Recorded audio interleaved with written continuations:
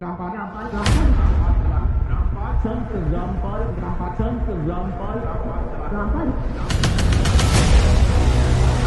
अभी एक बयान मैं मीडिया में पढ़ रहा था, आपने कहा था कि भगवान राम की मूर्ति में प्राण होते तो जो चंदा चोर है उनको तीर मार दिया। मैं भगवान राम का सम्मान करता हूँ। कहां पर श्री राम को संत रामपाल जी महाराज ने कोई गाली दी है? संत रामपाल जी महाराज ने कभी भी राम को गलत नहीं कहा। जिसमें आपने ड्रग और कॉस्मेटिक केस की बात की है, तो मैं आपको बता दूं कि 26 जुलाई 2021 को संत रामपाल जी महाराज को इस केस में इज्जत बरी कर दिया था। तो फिर आप किस आधार पर, कौन सी सबूत के साथ ये आरोप संत रामपाल जी महाराज के ऊपर लगा रहे हो? श्री कृष्ण जी की ये लीला तो दिख गई, लेकिन क्या आपको 11 साल संत रामपाल जी महाराज की जेल में रहने पर कोई लीला नजर नहीं आई? अगर वो लीला थी तो ये लीला क्यों नहीं हो सकती? नमस्कार दर्शकों, स्वागत है आप सभी का हमारे इस YouTube चैनल में। तो दर्शकों, कुछ दिनों पहले मैंने हमारे कॉमेडियन बाबा यानी कि श्री अनिरुद्ध आचार्य जी के ऊपर एक वीडियो बनाया था। जैसे कि आप सभी को पता होगा कि संत रामपाल जी महाराज ने बड़े बड़े बाबा, बड़े बड़े कथावाचक, चारों शंकराचार्यों और अनिरुद्ध आचार्य समेत बड़े बड़े कथावाचकों को आध्यात्मिक ज्ञान चर्चा के लिए चैलेंज किया था, उन्हें आमंत्रित किया था। तो जैसे कि आप सभी को पता है, उसमें एक नाम श्री अनिरुद्ध आचार्य जी का भी था। जब हमारे कॉमेडियन बाबा जी के पास संत रामपाल जी महाराज की ये आध्यात्मिक डिबेट वाली वीडियो पहुंची, तो उन्होंने फाइनली एक जवाब दिया था, जिसके ऊपर हमने कुछ दिनों पहले एक वीडियो अपलोड किया था अपने YouTube चैनल पर। पुराणों के अस्तित्व को नकारेंगे, गलत तरीके से बोलेंगे, तो आपसे क्या शास्त्रार्थ करें? शास्त्रार्थ वहाँ किया जाता है जहाँ शास्त्रों का सामने वाले को कुछ ज्ञान हो। तो उस वीडियो के कमेंट सेक्शन में श्री अनिरुद्ध आचार्य जी के चेले चपाटे आकर भर भर के कमेंट कर रहे हैं। तो आज की ये वीडियो अनिरुद्ध आचार्य जी के जो चेले चपाटे हैं, उन्होंने जो कमेंट किए हैं उसके ऊपर है। आज मैं आपको अनिरुद्ध आचार्य जी के जो चेले चपाटे हैं, उन्होंने जो इस वीडियो पे भर भर के कमेंट किए हैं, वो कमेंट मैं आपको दिखाना चाहती हूँ कि उन्होंने क्या कुछ बोला है मेरे बारे में, संत रामपाल जी महाराज के बारे में और अपने ज्ञानी और कॉमेडियन अनिरुद्ध आचार्य जी के बारे में। तो चलिए इस वीडियो को शुरू करते हैं।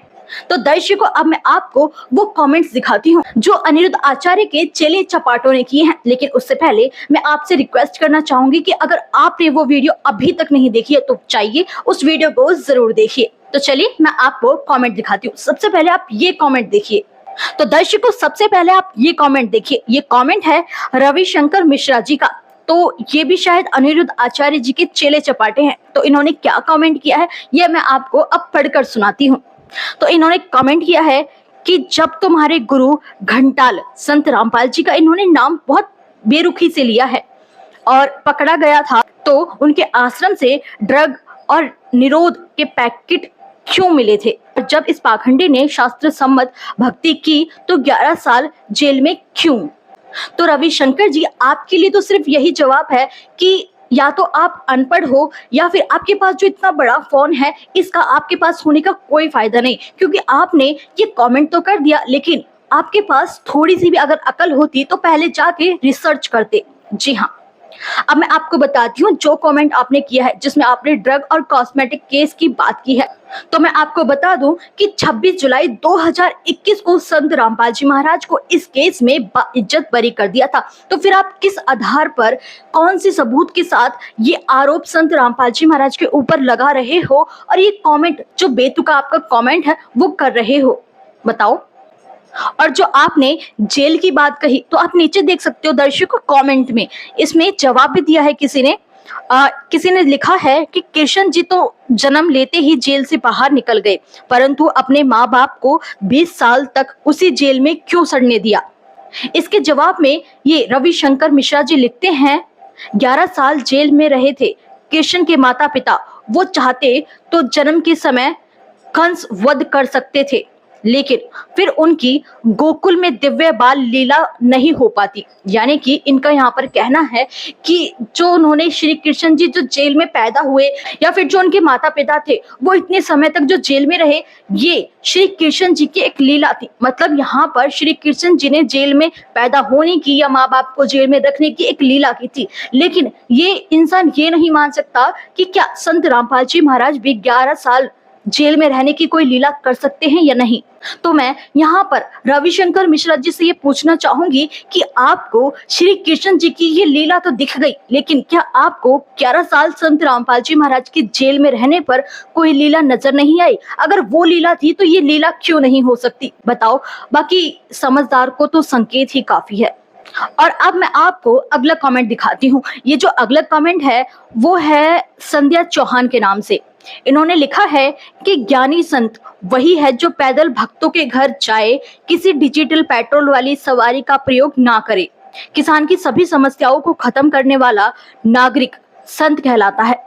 तो इस पर मैं संध्या चौहान जी से कहना चाहूंगी कि आपने बहुत अच्छी बात कही कि जो संत होता है वो बहुत ही सादा सिंपल होता है और अपने जो भक्त होते हैं, अपने जो साधक होते हैं, जो परमात्मा के बच्चे होते हैं, उनको एक समान दृष्टि से देखता है और उनकी मदद करता है, ना कि अपने साधक के, अपने शिष्यों के पैसों को बटोर करके अपना और अपने परिवार का पेट भरता है।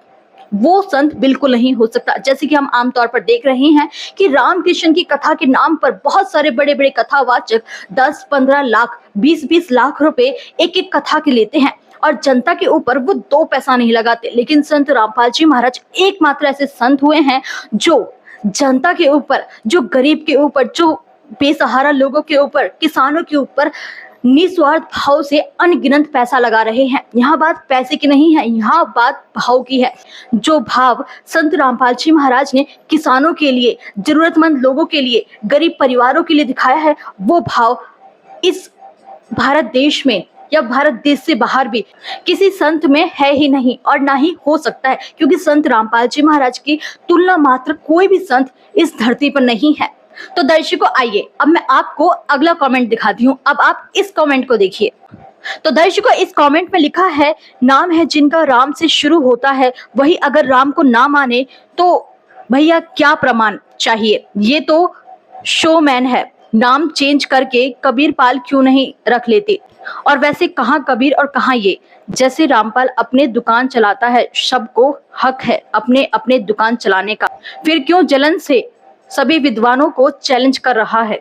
सबसे पहले तो मैं इस भाई से ये पूछना चाहूंगी कि आपके पास ऐसा कौन सा सबूत है जहां से आप ये प्रमाणित कर पाओ कि संत रामपाल जी महाराज राम को नहीं मानते। कहां पर संत रामपाल जी महाराज ने राम को उल्ट पुल्ट कहा है या फिर उनकी बेइज्जती की है या फिर उनका अपमान किया है। कहां पर श्री राम को संत रामपाल जी महाराज ने कोई गाली दी है। संत रामपाल जी महाराज ने कभी भी राम को गलत नहीं कहा और ना ही किसी का अपमान किया है। तो फिर किस आधार पर तुम ये बात कह रहे हो।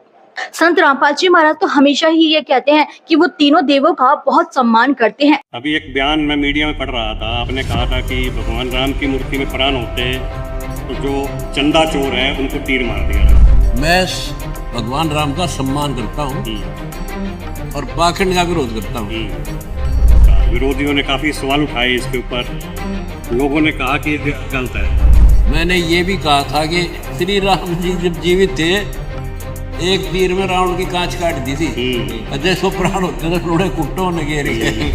आप जी डॉक्टर हैं और अच्छी इलाज करते हो, सुप्रसिद्ध हो जाते हो और वो डॉक्टर की मृत्यु होगी, उसकी मूर्ति बना ली, उसको मंदिर में रख लो चाहे हॉस्पिटल में रख लो। जी जी। उससे हम कहें और उसको प्राण प्रतिष्ठा कर लो, जो करना चाहें तो करवा लो उनसे। फिर उससे ये पूछो जाकर जी मेरे सिर में दर्द है, मेरा ये तकलीफ है, दवाई बताइए। क्या वो डॉक्टर की मूर्ति डॉक्टर वाला काम करेगी? यहाँ तक कि कबीर साहिब जी ने भी ये कहा है कि तीनों देवा कमल दल बसे, ब्रह्मा विष्णु महेश, प्रथम इनकी वंदना फिर सुन सतगुरु उपदेश। तो फिर कहां पर संत रामपाल जी महाराज ने श्री राम को गलत कहा है। और क्या आपके पास ऐसा कोई सबूत है जिससे आप ये साबित कर पाओ कि संत रामपाल जी महाराज श्री राम को गलत कहते हैं या फिर श्री राम का अपमान करते हैं। और संत रामपाल जी महाराज कोई दुकान नहीं चला रहे, बल्कि सारे जगत समाज को शास्त्र अनुकूल सत्य भक्ति साधना प्रोवाइड कर रहे हैं। दुकान तो ये नकली ढोंगी पाखंडी गुरु चला रहे हैं जो रामकृष्ण के नाम पर चंदा मांगते हैं, लोगों का दान ठग कर, उनके ऊपर 2 पैसा ना लगाकर खुद ही अपने और अपने परिवार का पेट भरने में लगे हुए हैं। और असल में तुम्हें दुख इस बात का है कि संत रामपाल जी महाराज अन्य धर्म गुरुओं को आध्यात्मिक डिबेट के लिए चैलेंज क्यों कर रहे हैं। तो सुनो, संत रामपाल जी महाराज सभी धर्म गुरुओं को, इन शंकराचार्यों को, इन कथावाचकों को आध्यात्मिक डिबेट के लिए इसलिए चैलेंज कर रहे हैं क्योंकि जनता के सामने ये स्पष्ट रूप से साबित हो पाए कि किस गुरु के पास शास्त्र अनुकूल भक्ति है और कौन गुरु श्री राम और श्री कृष्ण जी के नाम पर जनता को, आप जैसी भोली भाली जनता को ठगने लग रहा है। बस जनता का पैसा बटोर के अपना और अपने परिवार का पेट भर रहा है। और कौन संत है जो एक्चुअल में जनता के लिए कार्य कर रहा है, कौन संत है जो एक्चुअल में शास्त्र अनुकूल सत्य भक्ति साधना जनता को दे रहा है, ये स्पष्ट करने के लिए, जनता को प्रमाणित करने के लिए संत रामपाल जी महाराज ने ये ज्ञान चर्चा के लिए इन सभी को आमंत्रित किया था कि किसके पास कौन सा ज्ञान है ये जनता अच्छे से देख पाए, ना कि किसी का अपमान करने के लिए, किसी की बेइज्जती करने के लिए। संत रामपाल जी महाराज ने इनको आध्यात्मिक ज्ञान चर्चा के लिए आमंत्रित किया है।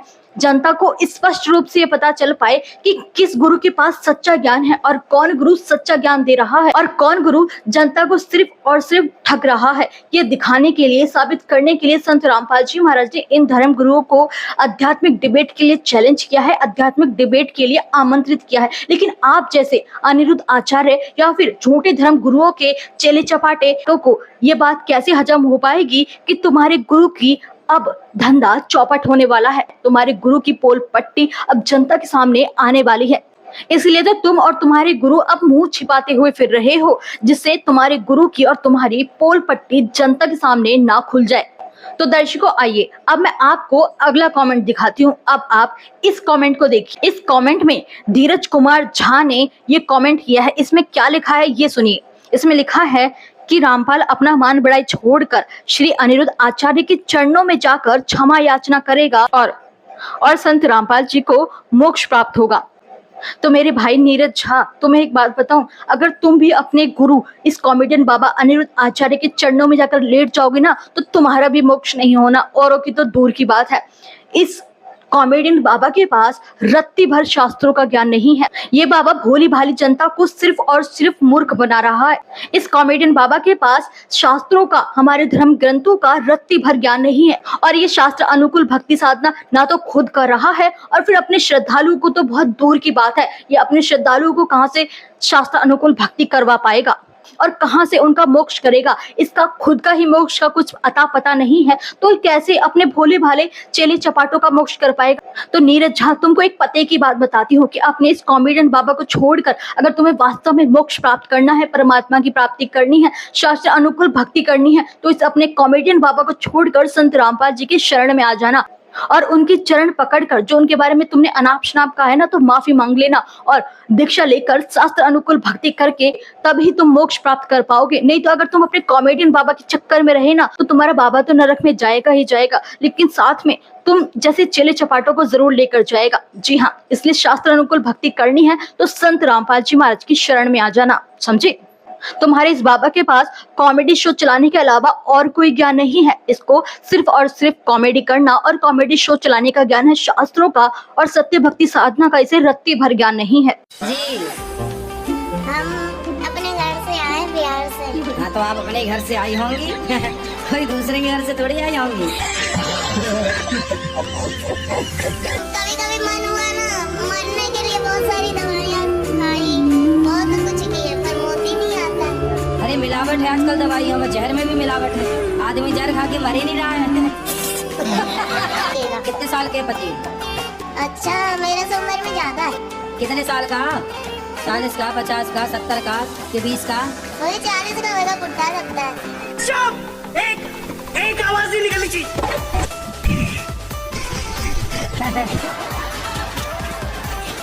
तो बुढ़ा से शादी काहे कर लिया आपने? है?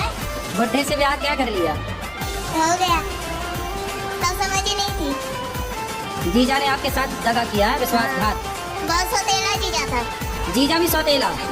अरे ये सब कौन सी कहानी लेके आई हो? चलो चलो जल्दी चलो, बोलो। नमस्कार गुरुजी। नमस्कार। ठीक है, ठीक है।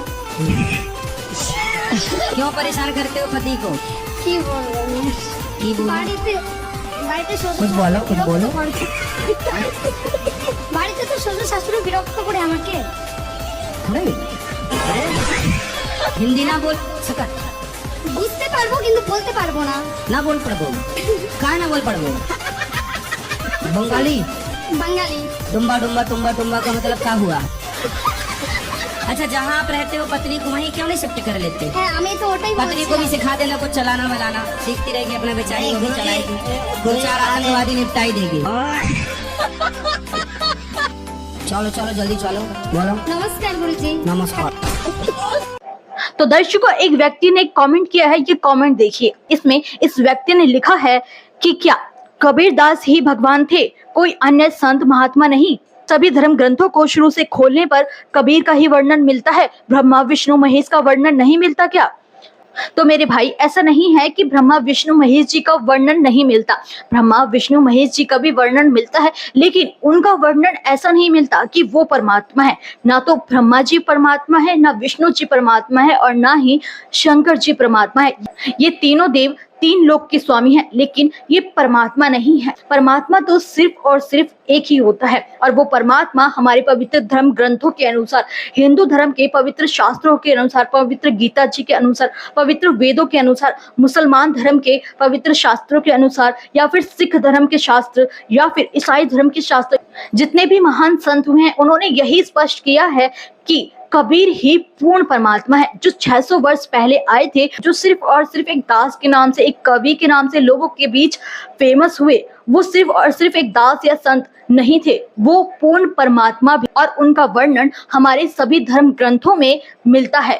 और नीरज कुमार झा जैसा, अनिरुद्ध आचार्य का जो ये पक्का चेला चपाटा है, इस जैसे लोग अगर हमारी दुनिया में हो तो दुनिया का, हमारे सनातन का तो बेड़ा गर्क ऐसे ही हो जाएगा। इसने बहुत सारे कमेंट किए हैं, जिसमें इसने संत रामपाल जी महाराज के बारे में अनाप शनाप बोला है, या फिर कबीर साहिब जी के बारे में भी इसने बहुत कुछ गलत बोला है, और साथ ही मेरे बारे में भी इसने, जो मैंने वीडियो बनाई थी उसके बारे में भी इसने बहुत सारी अनाप शनाप बातें की हैं। इस व्यक्ति ने कहा है कि क्या तूने भी अपने बाबा की खिचड़ी या फिर खीर खाई है, तू तो पागल है। ऐसी ऐसी चीजें इसने कमेंट बॉक्स में लिख कर कही हैं। लेकिन मैं इस व्यक्ति को सिर्फ और सिर्फ इतना कहूंगी कि अगर तुझे वास्तव में सनातन ज्ञान लेना है, तुझे हिंदू धर्म का, अपने शास्त्रों का वास्तविक और शास्त्र अनुकूल ज्ञान लेना है, अगर तू वास्तव में सनातन का बड़ा रक्षक अपने आप को समझता है, तो अपने पाखंडी, ढोंगी और अपने इस कॉमेडियन अनिरुद्ध आचार्य गुरु को छोड़ करके संत रामपाल जी महाराज का एक बार ज्ञान जरूर सुनना, जिससे तेरी बुद्धि में ये परमात्मा का सच्चा ज्ञान समा पाए और तू भी शास्त्र अनुकूल भक्ति करके मोक्ष कर पाए। तो अपने पाखंडी गुरु की तरह वो तो नरक में जाएगा ही जाएगा, साथ में तुझ जैसे चेले चपाटों को भी वो नरक में जरूर लेकर जाएगा, समझा? तो दर्शकों, एक व्यक्ति ने ये कॉमेंट किया है, इसने लिखा है, तुम लोगों को कोई काम नहीं है, एक ही वीडियो को काट काट कर सब कोई लगा रहे हो संत रामपाल का चेला। तो मेरे भाई, हम सभी को बहुत काम है, लेकिन मुझे ऐसा लगता है तुम जैसे निठल्लों के पास कोई काम नहीं है। अपने इस पाखंडी गुरु को छोड़ो और संत रामपाल जी का ज्ञान सुनो, और अगर तुम्हें वाकई में शास्त्र अनुकूल सत्य भक्ति करनी है, मोक्ष प्राप्त करना है और सनातन को अच्छे से पहचानना है, तो संत रामपाल जी से जुड़ो, समझे? तो दर्शकों, आज की वीडियो में सिर्फ इतना ही। और जो ये कमेंट करने वाले लोग हैं, जैसे इस कॉमेडी बाबा के जो ये चेले चपाटे हैं, जो भर भर के कमेंट कर रहे हैं, ऐसे लोगों के बारे में आप क्या कहना चाहते हैं, हमें कमेंट बॉक्स में लिख कर जरूर बताइए। साथ ही अगर आप हमारे इस YouTube चैनल पर नए हैं तो चैनल को सब्सक्राइब करके ऑल नोटिफिकेशन को भी ऑन कर लीजिए, जिससे आपको हमारी हर नई वीडियो की नोटिफिकेशन मिलती रहे सबसे पहले। और अगर आप हमारी ये वीडियो फेसबुक पेज पर देख रहे हैं तो हमारे फेसबुक पेज को फॉलो कर लीजिए और इस वीडियो को अपने दोस्तों के साथ शेयर कर दीजिए। धन्यवाद।